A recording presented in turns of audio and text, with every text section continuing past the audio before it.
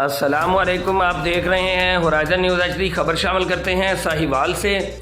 Inspector general of police Punjab Rao Sardar Ali Khan के अहकामात की रोशनी में RPO साहिवाल तैयब हफीज़ चीमा की जामे मस्जिद नूर हाई स्ट्रीट साहिवाल में खुली कचहरी का इनेकाद। RPO साहिवाल ने जामे मस्जिद नूर हाई स्ट्रीट में नमाज जुमा अदा की और नमाज जुमा के बाद मस्जिद नूर में खुली कचहरी का इनेकाद किया।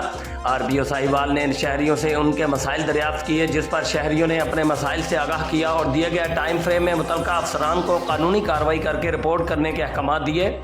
हम आपके मसाइल आपकी दहलीज पर आकर सुनेंगे, मस्जिदों में आएंगे ताकि आपको अपने मसाइल बताने में कोई दुश्वारी ना हो। RPO साहिवाल, किसी भाई को, बुजुर्ग को, जो भी पुलिस के हवाले से मसला है, आप सब के लिए मेरे दफ्तर के दरवाजे खुले हैं। बिना किसी दुश्वारी के मुझे आकर बताएं। RPO Sahiwal Tayyab Hafeez Cheema. Report Rauf Shahzad Jatt, divisional bureau chief Sahiwal, horizon news HD, Pakistan.